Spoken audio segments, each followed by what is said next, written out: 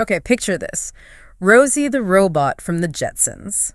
You know, she wasn't just clanking metal. Right. She had, like, real human-level smarts. Empathy, social skills, common sense. Jane Jetson even said Rosie was just like one of the family. Yeah, she was a dream, wasn't she? Totally. Yeah. But now, fast forward to today, the Jetsons actually predicted our smartwatches, our cell phones, and yet a robot that can just, load a dishwasher still seems laughably out of reach. It really does. And the thing is, it's not really a mechanical problem, it's intellectual. Figuring out what's in the sink, picking up a glass without smashing it, that's way harder than anyone thought. It's a fascinating contrast, especially when you look at AI progress elsewhere since, 1962. I mean, AI beating grandmasters at chess, beating Go champions. Yeah, incredible feats. Recognizing tumors on scans just as well as human radiologists. Autonomous driving is getting really close to being widespread. Right. And then just in the last few years, you've got these large language models, LLMs, like ChatGPT, popping up in fall 2022. It exploded onto the scene. Exactly. They write poetry, translate, write code. Yeah. They can even pass the bar exam, scoring better than like 90% of human lawyers. Which is just mind-boggling.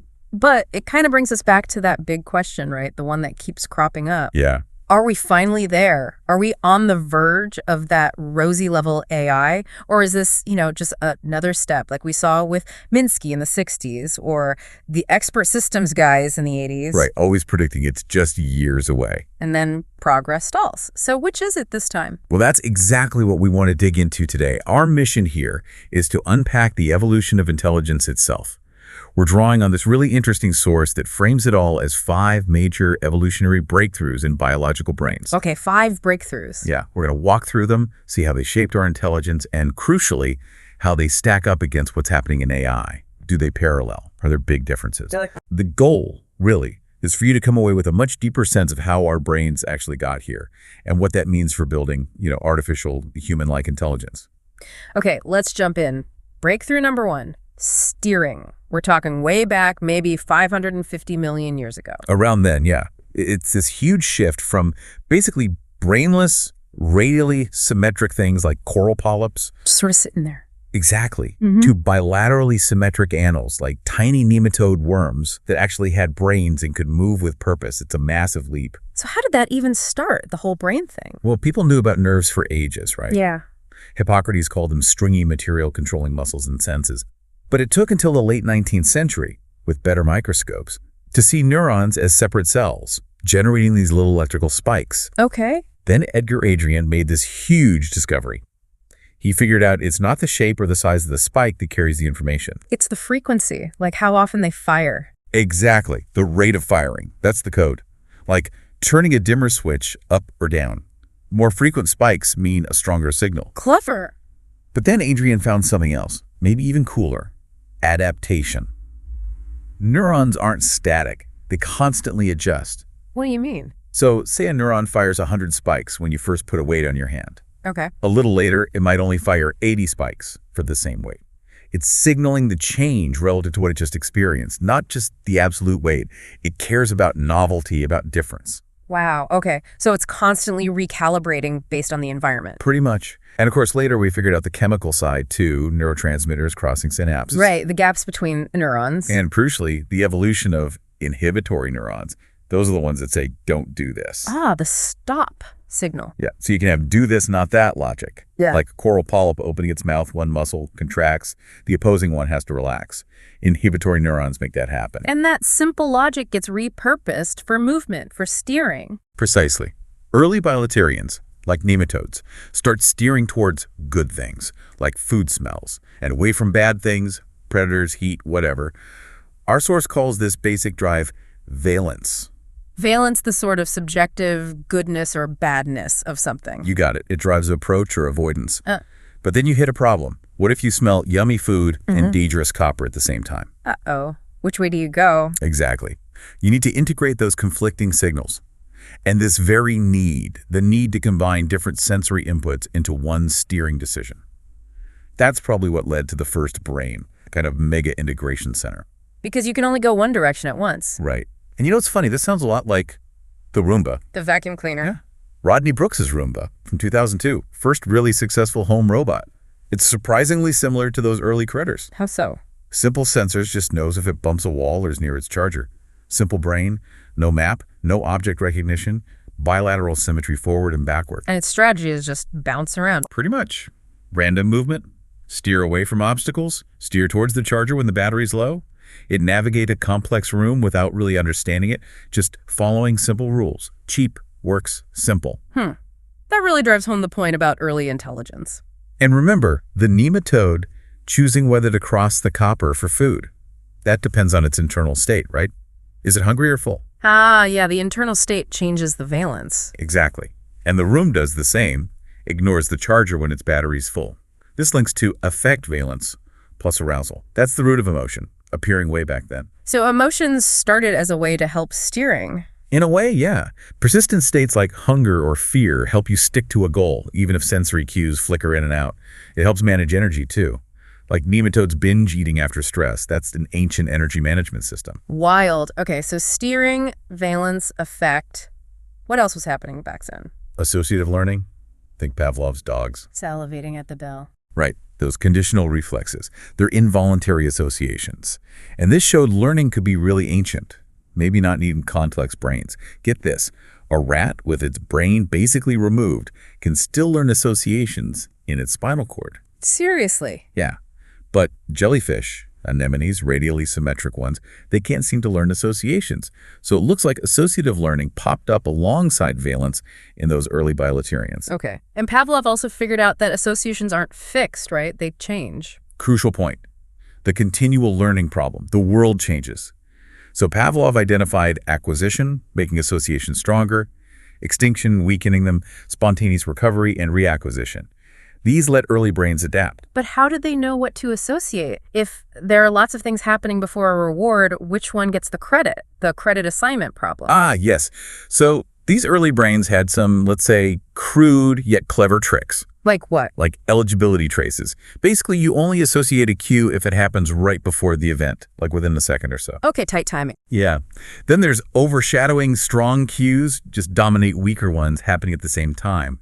And latent inhibition, familiar stuff, gets ignored as background noise. The brain focuses on what was different this time. Makes sense. Filter out the clutter. And blocking, once you've learned a cue predicts something, it blocks learning about new cues that appear alongside it. These basic tricks are still in our brains today. That's incredible. Foundational stuff.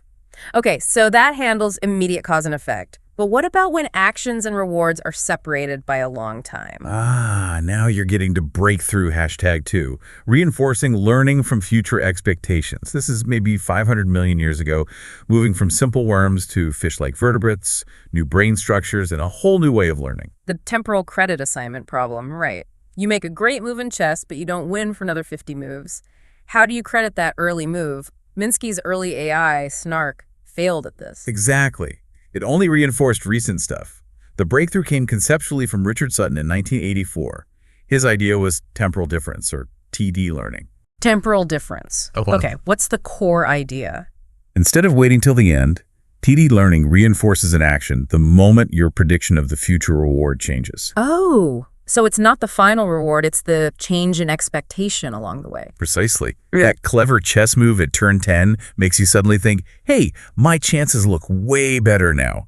That realization, that shift in prediction, generates the learning signal right then and there. So the AI learns mid-game. That's huge. Massive. And Tesoro's TD Gammon in the early 90s proved it worked. It taught itself backgammon just by playing against itself and learning from its own changing predictions. Beat the world champions. Wow. Okay, so how does this map onto our brains? What's the biological equivalent? Dopamine. Peter Dan made that connection. And Wolfram Schultz's monkey experiments in the 80s were key. Right, the sugar water experiment. Yeah. At first, dopamine neurons fire when the monkey gets the sugar water, the reward. But after a few tries, the dopamine firing shifts. It stops firing for the reward itself and starts firing only for the cue that predicts the reward, like a picture of the sugar. It anticipates it. Exactly. And here's the clincher. If the monkey sees the cue, expects the sugar, but then doesn't get it, dopamine activity drops dramatically. Whoa. So dopamine isn't the pleasure chemical? Nope. It's not pleasure. It's not even surprise exactly. It's a reward prediction error signal. It fires when reality differs from what was expected. That changes everything. It really does. And this system runs through the basal ganglia in vertebrates. It learns to repeat actions that lead to dopamine release and stop actions that lead to dopamine drops. It's kind of the actor and the actor-critic model. So the actor learns what to do. And the critic circuit learns to predict future rewards, triggering dopamine based on those predictions. The hypothalamus, that older steering part, acts like a judge, signaling basic good-bad based on internal state. The basal ganglia is like the student trying to make predictions that satisfy the judge. Which explains why expected rewards don't trigger dopamine. The basal ganglia's prediction cancels out the hypothalamus's signal. It's only the error that gets through. You got it. It's a constant calibration. This system also gave rise to curiosity. Curiosity? Surprise itself. A prediction error becomes reinforcing. This drives exploration. It helps solve the exploration-exploitation dilemma. Do you stick with what works or try something new? Making surprise rewarding encourages exploration. Like in those old Atari games where AI got stuck. Exactly. Montezuma's Revenge. Curiosity helps systems explore more effectively. Okay, what else came with vertebrates? You mentioned the cortex earlier. Right, the cortex enabled pattern recognition, a huge step beyond just single neurons firing. Vertebrates could recognize things using patterns of activation across many neurons, telling a car from a house, a rose smell from chicken smell. Based on the overall pattern. Yeah, and the cortex had to solve two big problems. Discrimination, telling similar patterns apart. Like predator smell versus food smell. Right, and generalization, recognizing things as the same, even if they look slightly different, like different chairs are still chairs. And AI uses things like backpropagation for this now. That was a key development, yeah. Training networks to recognize patterns. In the brain, you have mechanisms for pattern separation and auto-association, completing patterns from partial cues. But AI still struggles with forgetting old stuff when learning new stuff, right? Yeah. Catastrophic forgetting. It's a big challenge. Biological brains are much better at continual learning. Vertebrates also got really good at precise timing. Like the fish knowing exactly when to dart away from the shock. Yeah, waiting until just the right moment. Not just what to do, but when. And maybe most importantly, vertebrates started building spatial maps. Internal models of the world. Exactly. A fish remembering where food is relative to landmarks in its tank. A nematode can't do that. This required the vestibular sense, those canals in your inner ear. Our balance system. Yeah, it acts like an inner compass. Yeah. Helps distinguish your own movement from the world moving. This info gets integrated by head direction neurons to build that spatial map. So steering, reinforcing based on prediction, patterns, space, timing. Okay, what's next? Things are getting complex. They are. And the next step is a big one. Breakthrough, #3. Simulating planning by imagining. This is the mammalian transition roughly 100 million years ago. The key innovation. The neocortex. The new cortex. I've heard it called a world prediction machine. What's that about? It's basically this amazing structure designed to build a model of the entire 3D world around the animal and constantly predict what's going to happen next. Mountcastle's idea was that it's made of repeating microcircuits, these neocortical columns. And they all do the same basic job. Pretty much. Oh. The difference between your visual cortex and your auditory cortex isn't the circuit itself. It's just the input it gets. It's incredibly adaptable. Like those ferret experiments where they rewired visual input to the auditory cortex? Yeah, and the ferrets could still effectively see using that auditory part. Or how stroke patients can repurpose nearby neocortex. It suggests perception isn't just passive reception. It's more active, like the brain is guessing. Exactly. This leads to ideas like generative models and perception by inference, unlike AI using supervised learning, where you label everything. The brain learns unsupervised. Right. Hinton and Dayan's Helmholtz machine showed how this might work. It learned to recognize handwritten digits by trying to generate them itself. Give it a messy 7, it generates a clean 7. It learns by predicting and correcting. And that connects to imagination. Absolutely. The same neurons fire when you see an apple as when you imagine an apple. Perception and imagination seem to be like two sides of the same coin. The neocortex lets us run simulations decoupled from reality. And that's what lets us plan running simulations. That's the core idea. Model-based reinforcement learning. Instead of just trial and error like the fish bumping into the barrier. Mammals can simulate possibilities in their head first. Yes. Tolman's rats in mazes showed this. They'd pause at choice points, seemingly running mental simulations, reactivating place cells in their hippocampus, rehearsing paths. Vicarious trial and error. Right. And this simulation ability underlies counterfactual learning, too. Thinking about what might have been, Like the rats replaying mistakes, or monkeys thinking about the rock, paper, scissors move they should have made. Exactly. We learn from simulating alternatives. Our source even ties our sense of causation to this. We think X caused Y. If in the simulation where X didn't happen, Y also wouldn't happen. Wow. And episodic memory, remembering specific events. That seems to be a partnership between the hippocampus, which learns patterns quickly, and the neocortex, which runs the detailed simulation. They use generative replay to consolidate memories without catastrophic forgetting. So simulation helps solve that continual learning problem too. It seems to play a big role. Now, there's also a distinction between conscious simulation and automation. Like habits, things we do without thinking. Exactly. Walking, typing. Those become automatic, handled more by the basal ganglia. The frontal neocortex, especially the anterior prefrontal cortex, APFC, is more involved in planning and learning new stuff or overriding habits. Like the rats who kept pressing the lever even when the food wasn't good anymore. They were running on habit. Right. The ones who had pressed it thousands of times were habitual. The ones who'd pressed it less often were still simulating the outcome. Wait, this food is bad now, and stopped. And for us, it's like mindlessly checking our phones versus consciously deciding not to by simulating the negative consequences. That's the idea. The frontal cortex helps inhibit those automatic urges, and the motor cortex uses simulation for fine motor control sensor motor planning. Think squirrels navigating branches or mice delicately handling seeds.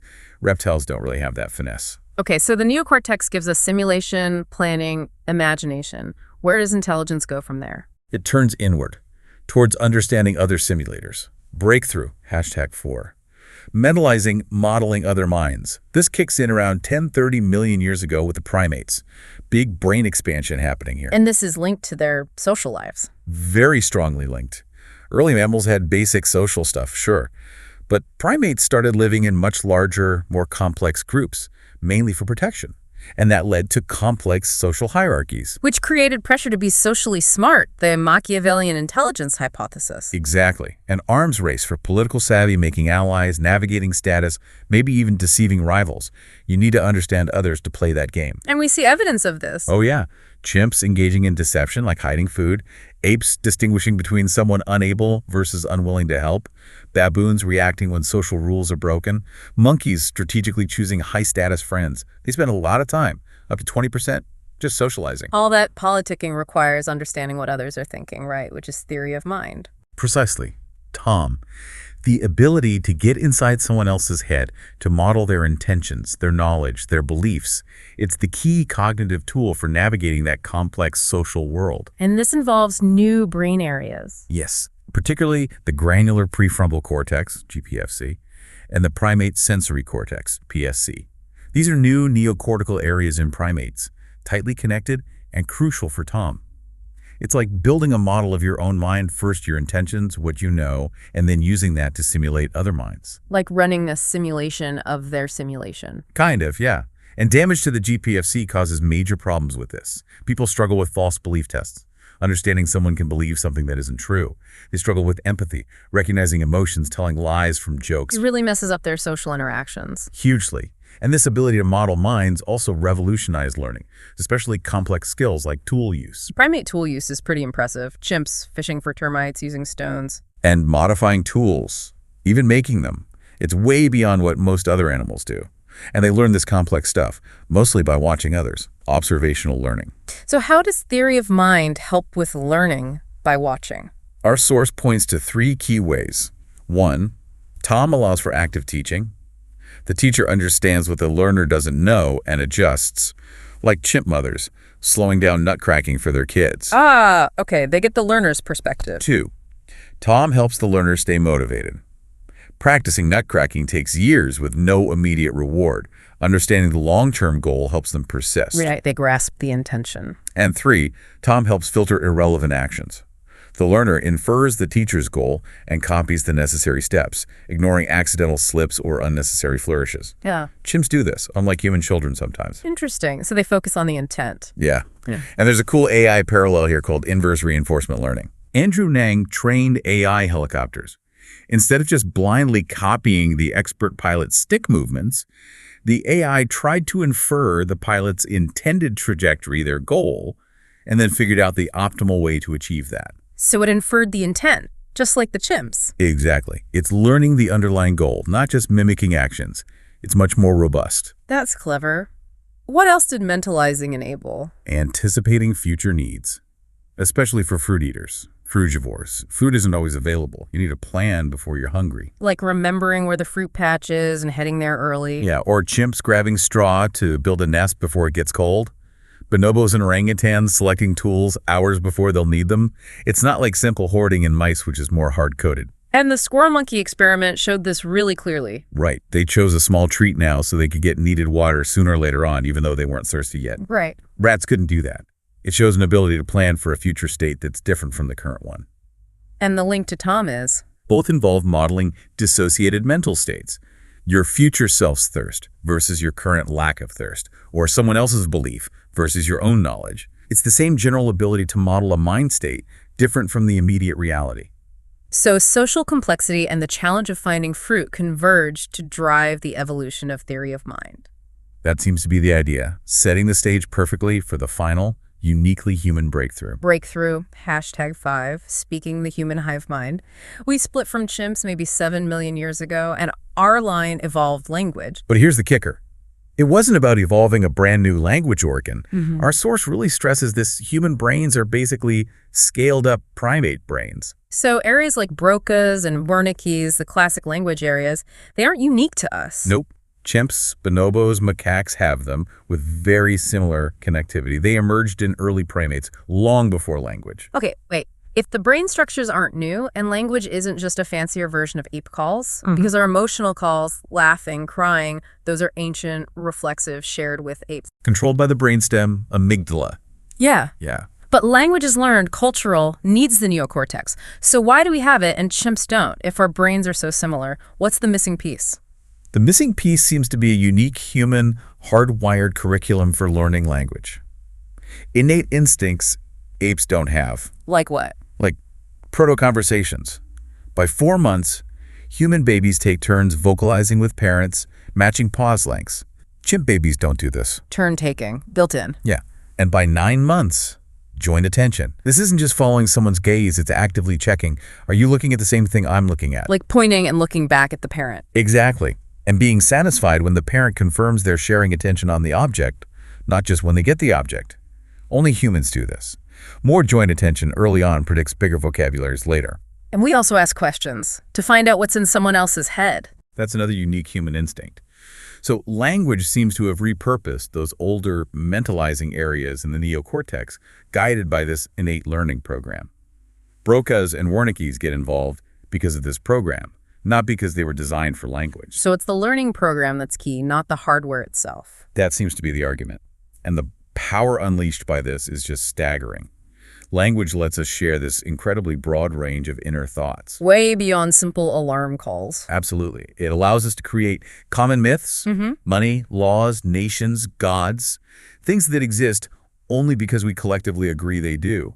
This lets billions of strangers cooperate. Far beyond the limits of personal relationships, like Dunbar's number. Right. And language is the foundation of cumulative culture. Knowledge building up over generations. Think of making clothes from scraping hides to stone needles to modern sewing machines. No single person invents that. It accumulates. And human kids being over-imitators, copying even the weird steps. Yeah. If they think the teacher's doing it intentionally, they copy everything. Chimps skip the irrelevant bits. But over-imitation might be a clever trick for passing on complex skills where you don't understand why every step is necessary yet. You just copy it faithfully. Trust the process. Kind of. And as ideas piled up, too much for one brain, we evolved bigger brains, specialized roles, bigger groups, and eventually, writing. Infinite storage. Language turned us into this human hive mind. And we see signs of early language, like proto-language, in Homo erectus, with their complex tools passed down, coordinated hunting. The evidence suggests so. Plus, bipedalism led to the obstetric dilemma. Big heads, narrow hips. Meant babies born earlier needing more care, likely pushing towards pair bonding, grandmothering, more cooperation. And then that brain growth spurred around 2 million years ago, tripled in size. Yeah. But even Homo floresiensis, the hobbit with a small chimp-sized brain, had sophisticated tools. It suggests the learning program for language, the ability to share ideas, was powerful even without huge individual brains. So it's the network effect, which also maybe explains why humans have this weird mix of incredible altruism and terrible cruelty, both amplified by language and large groups. They seem to be two sides of the same coin, yeah. Gossip, reputation, punishment, reward, all turbocharged by language. Okay, let's loop back to AI. You mentioned GPT-3 struggled with common sense, physics, theory of mind. Right. Ask it what you see in a windowless basement looking at the sky. It might say stars. It was just predicting the next word based on patterns in text. But humans use language to trigger our internal simulations, right? We understand the meaning, the scenario. Exactly. We infer meaning. But then GPT-4 came along in March 2023. And it aces those questions. How? Did it suddenly get an inner world model? Not exactly. It seems OpenAI trained it intensely on common sense reasoning problems, using human feedback and techniques like chain of thought prompting. It learned to simulate the steps of reasoning in its output. So it's predicting the next step in a logical argument, not just the next word. That's the idea. It's an amazing feat of pattern matching on reasoning itself, but it likely still doesn't have an inner world model or understand minds in the way we do. Our language is a window into our simulation and mentalizing abilities. LLMs learn to mimic the window dressing really, really well. Fascinating. So wrapping this all up, 5 breakthroughs. What's the grand narrative here? Well, looking across this immense time scale, intelligence seems to be life's way of fighting back against entropy, against disorder, building more complex systems to predict, control, and navigate the world. From simple steering, learning good versus bad, To reinforcing, learning from prediction errors, simulating, which gave us planning and imagination, mentalizing, understanding other minds, enabling complex sociality and learning. and finally speaking, creating this human hive mind through shared knowledge and culture. Each step built on the last, creating new ways to impose order and make predictions. Ideas flowing through language are just the latest innovation in that ongoing struggle. It's an incredible story. So, if these were the first 5 biological breakthroughs, does the source speculate about a 6th? It does. It provocatively suggests the 6th breakthrough is likely dawning now or very soon. Yeah. Artificial superintelligence. AI itself. Yeah. Intelligence finally unshackled from biology.